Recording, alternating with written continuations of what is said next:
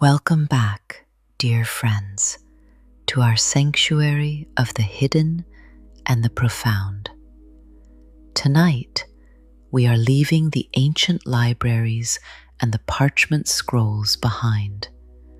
We are traveling to the 19th century, to a place of white dust, cold stone, and burning obsession. Imagine, if you will, walking through a heavy iron door into Vault 18. The air here is different. It is thick and heavy and smells of damp clay and the sharp, metallic tang of iron chisels. In the center of the room, bathed in a single, pale spotlight, stands a fragment of white marble. It is a pair of hands, entwined so tightly that they seem to be melting into one another. They are not merely touching, they are merging. These hands were carved by a woman who saw the world not as it was, but as it could be, if only she could cut away the excess stone. Her name was Camille Claudel. To some, she was a muse. To others, she was a madwoman. But here, in the Museum of Secrets, we know her as she truly was, a celestial genius who was silenced by a world that was too small for her spirit. Tonight, as you settle into your deepest state of relaxation, imagine the fine, white powder of marble settling on your skin like warm snow.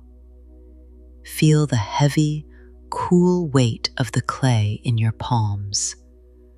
We are going to explore the architecture of a broken heart and the private dreams of a woman who lived and died for the sake of the stone. Let us begin our meditation on the sculptor's curse. 1. The geology of a soul, the Devil's Basin. The story begins in 1864 in a small, windswept village called Fère-en-Tardenois. This was not a soft landscape. It was a place of jagged rocks and ancient, twisted trees. Nearby, there was a strange geological formation known as the Hotte du Diable, the Devil's Basin. It was a forest of massive sandstone boulders eroded into haunting, monstrous shapes. While other children were playing with dolls or learning to sew in the parlor, a young Camille was out among these stone giants. Imagine her small hands tracing the rough, weathered surface of the sandstone. She wasn't just playing hide and seek, she was listening. She believed that the rocks had voices, that they were holding their breath, waiting for someone to wake them up. She would go down into the ravines, deep into the red mud of the riverbanks. Imagine the squelch of the earth as she dug her fingers in. She would pull up great, heavy clumps of clay and carry them home in her apron. Her mother, a woman of strict bourgeois rules, saw only a dirty girl. She saw a daughter who was too much, a girl who didn't fit the neat, quiet mold of a provincial lady. But Camille's father, Louis, saw the fire. He saw his daughter sitting at the kitchen table until midnight, molding the mud into the faces of the village elders, into the likeness of her brother, Paul, and into the demons she saw in the Devil's Basin. Think of that mud now. It is cool and soft and full of infinite possibilities. As you relax, Feel the weight of the clay in your own hands. It is the weight of potential. Camille didn't need teachers yet. She had the earth. And the earth, unlike people, never told her to be quiet. Feel the grounding energy of that red clay. You are rooted in the beginning. You are safe in the earth. 2. The Ghetto of Genius, Paris. In 1881, Camille convinced her father to move the family to Paris. Imagine Paris in the late 19th century. It is a city of stone. Everywhere you look, monuments are rising. The boulevards are lined with marble heroes and bronze goddesses. It was a world where men owned the rock, and women were only meant to be the subjects. A woman could be a model, she could be a muse, but she was never supposed to be the master. Camille and a few other foreign women were relegated to a small, cold studio in the Rue Notre-Dame-des-Champs. They called themselves the Group of Four. Imagine the atmosphere of that studio. It is winter. The light is gray and dim. The air is filled with the smell of turpentine, coal smoke, and the constant, rhythmic clink, clink, clink of hammers hitting chisels. Camille stands there, a young woman with deep, searching blue eyes and hair tucked under a cap. Her hands are calloused. Her fingernails are stained with graphite. She worked with a ferocity that frightened the other girls. While they were carving delicate, pretty little busts, Camille was attacking massive blocks of limestone. She was looking for the muscle of the stone. She was looking for the pain. Then, one afternoon, the door opened. A man walked in whose presence felt like a sudden shift in the weather. Auguste Rodin. He was 24 years older than her. He was already a titan, a man who looked like a laborer with a thick, red beard and hands that were as broad as shovels. He came to the studio to fill in for a sick teacher. He walked from student to student, barely looking at their work. Then, he stopped in front of Camille. He didn't see a student. He saw a mirror. He saw a woman who could do what he did, perhaps even better. He saw the gold in her eyes. Imagine that moment of silence, two storms meeting in a single room.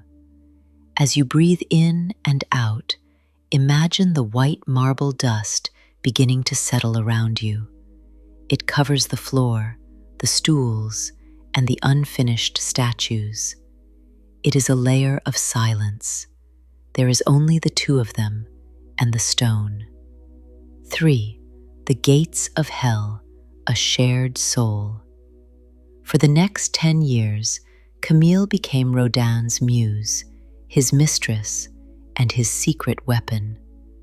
Rodin was working on his greatest masterpiece, The Gates of Hell. It was a massive bronze portal inspired by Dante's Inferno.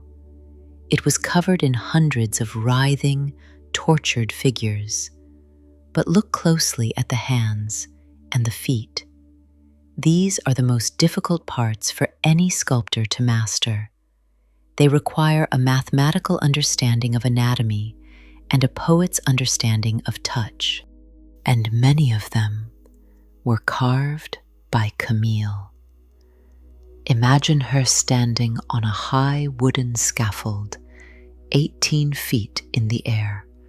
Her back is aching. Her lungs are filled with the fine, white powder of the plaster. She is carving the hand of a man who is falling into the abyss.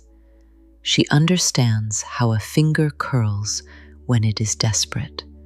She understands how a tendon snaps under the skin. I showed her where to find gold, Rodin would later tell his friends, but the gold she finds is her own. They were a single, creative entity. They lived in a shared, feverish dream. They would spend 16 hours a day in the studio, their clothes white, their hair white, like two ghosts working in a graveyard of stone. They didn't need to speak. They spoke through the clink of the metal. They spoke through the wet, heavy slap of the clay against the armature. But in the eyes of the public, she didn't exist. She was the pupil. She was the associate. She lived in the shadow of the giant, and the shadow was cold. Imagine the frustration, the quiet, burning resentment of knowing that your genius is being signed by another man's name.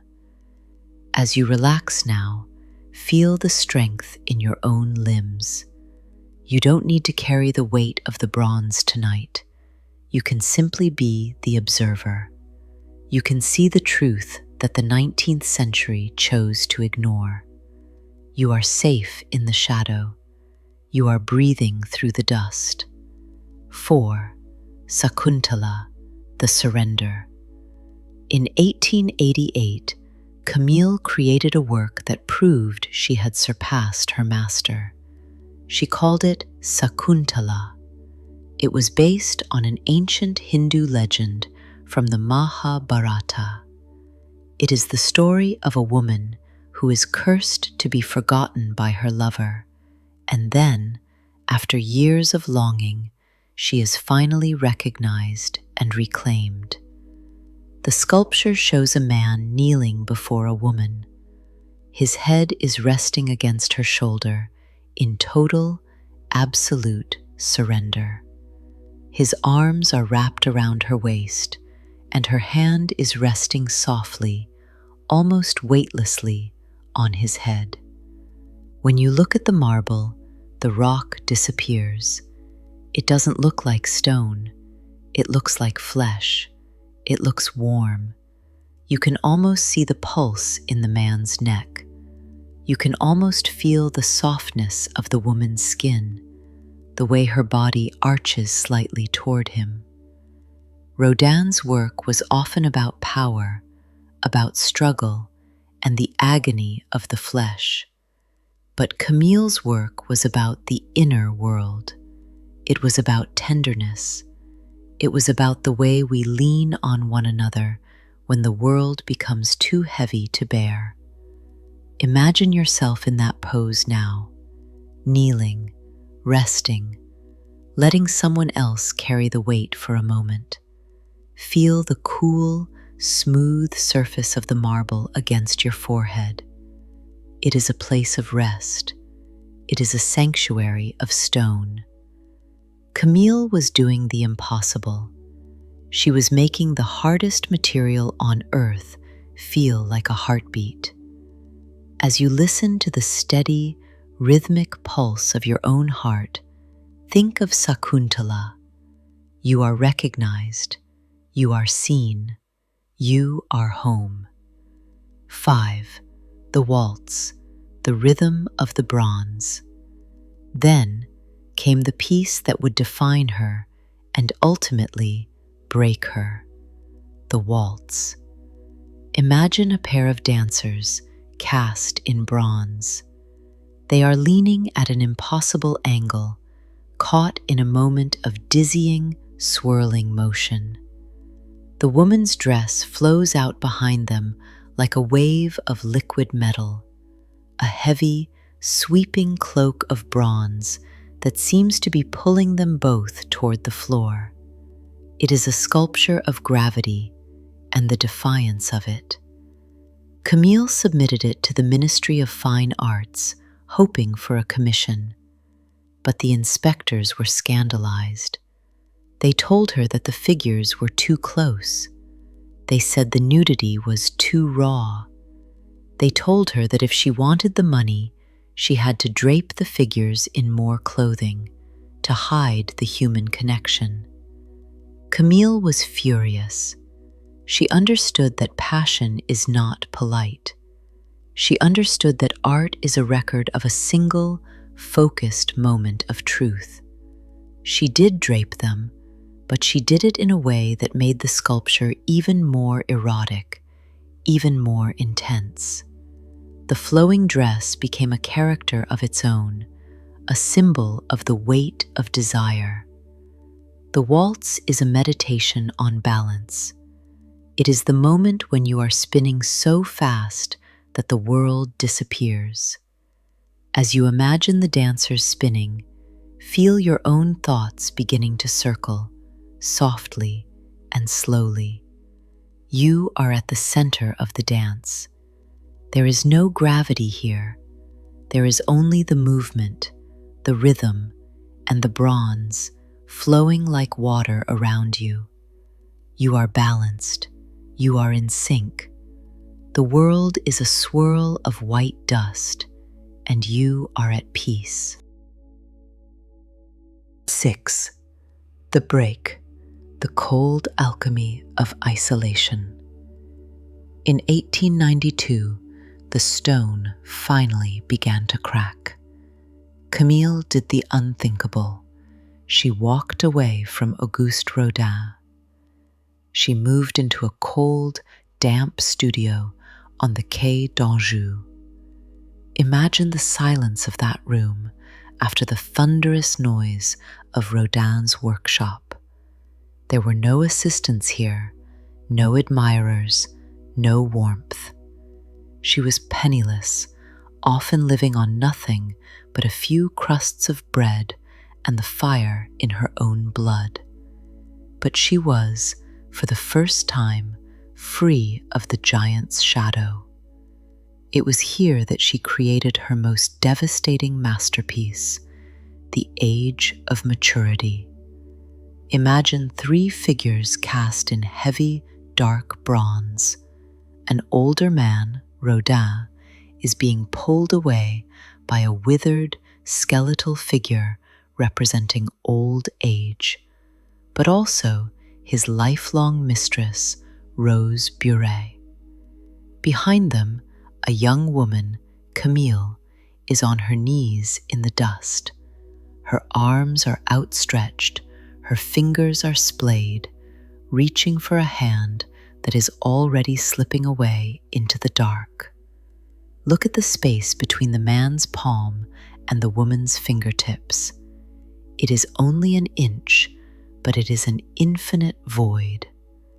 Camille was telling the world her truth in metal. She was the one who was left behind. She was the one who had given her youth, her genius, and her very life force to the master, only to be cast aside when the work was done. As she carved this, the sculptor's curse began to darken. The isolation of the Quai d'Anjou turned into something more sinister. She became convinced that Rodin was sending spies to peer through her keyhole, that he was plotting to steal her new ideas and sign them with his own name. She began to lock her doors with 10 different iron bolts. She lived in the shadows, surrounded by unfinished clay figures that looked like ghosts in the moonlight. Think of the silence of that room. No more clink of the chisel, only the scratching of her own thoughts against the walls of her mind. You are safe in your own room tonight. The world is outside. You can let go where Camille could not. 7. The Hammer Knights, the Sacrifice of the Stone. By 1905, Camille had entered a state of holy terror. The art that had been her salvation had become her tormentor. She began to hate the stone. She saw her own statues as witnesses to her humiliation, as spies that Rodin had planted in her room. In the middle of the night, the neighbors would hear a sound that would make their blood run cold.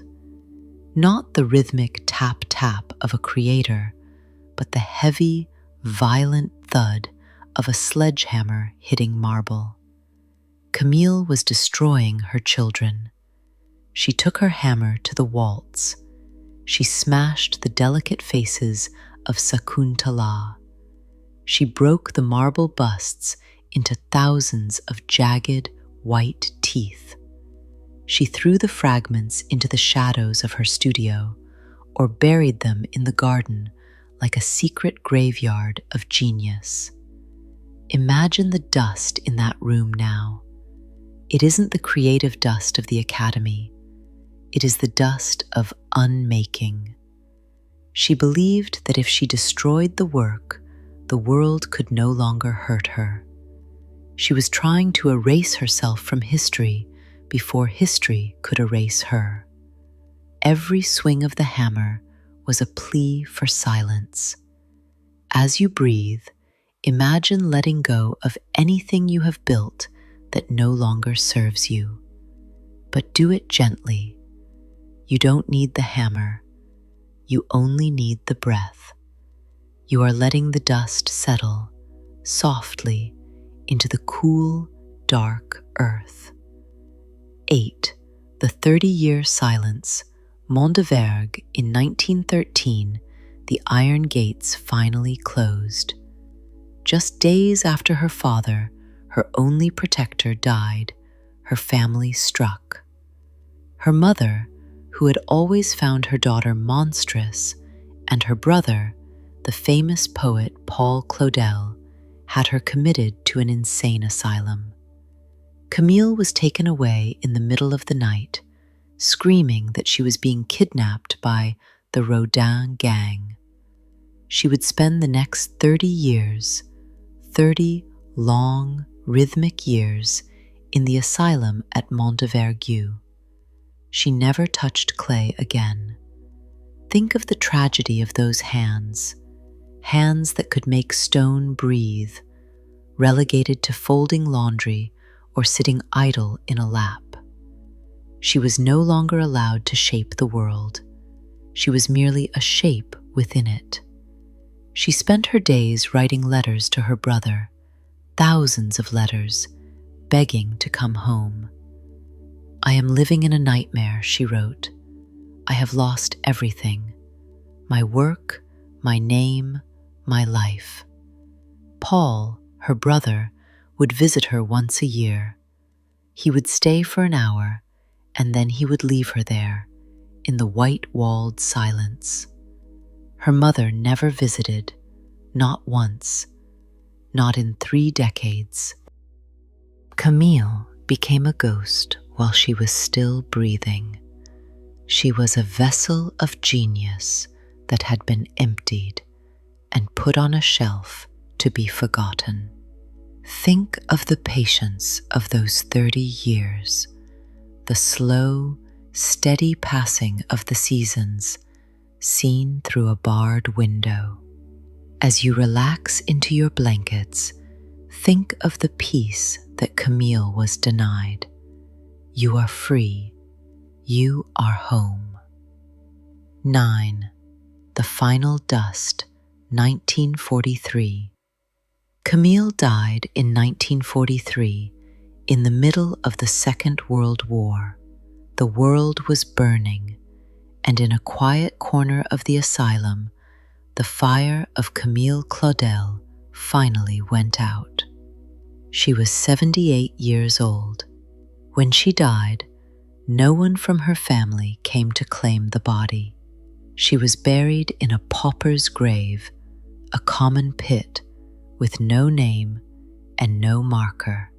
The woman who had turned stone into flesh was now just a handful of dust in the earth. The sculptor's curse seemed to have won.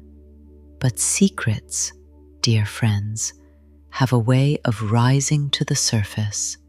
Like the clay she loved, the truth is hard to bury forever. In the 1970s, the world began to look again at the shadow of Rodin. They found the fragments she hadn't managed to smash. They found the waltz in private collections, glowing in the dark. They found the Sakuntala in the damp corners of old estates, and they realized that the pupil was actually the prophet. They realized that Camille hadn't just carved statues, she had carved the modern soul. She had captured the psychology of the bronze decades before anyone else. Today, she has her own museum. The Musée Camille Claudel stands in the very town where she first touched the red mud. The madwoman has become a maestro. 10. The meditation on the marble, finding the center. As we reach the end of our journey, let us return to that fragment of marble in Vault 18. Look at the hands one last time. They are not fighting, they are not struggling, they are simply being. Camille taught us that even the hardest stone can be made to feel. She taught us that obsession is a fire, but it can also be a light that shows us who we really are. As you prepare for sleep, think of your own life as a piece of marble. You don't need to carve it all tonight. You don't need to solve the age of maturity in a single breath. You can simply be the stone, resting in the dark. The sculptor's curse is over. The clink of the chisel has faded into the night. There is no Rodin, no asylum, no shadow. There is only the white, silent peace of the museum. You are the masterpiece, and you are finished for today. And so, dear friends, we leave Vault 18 and return to the world of the present. We carry the memory of Camille with us, the white dust, the swirling waltz, and the quiet, unbreakable strength of the stone. The curse has been lifted, and in its place, there is only the beauty. We are all sculptors of our own dreams, and our hands are capable of incredible things, even in the dark. As you drift off, feel the softness of the marble snow surrounding you. You are part of a long, beautiful, tragic, and eternal history. Sleep well, dear friends, and find rest in the heart of the sculptor's city. Good night.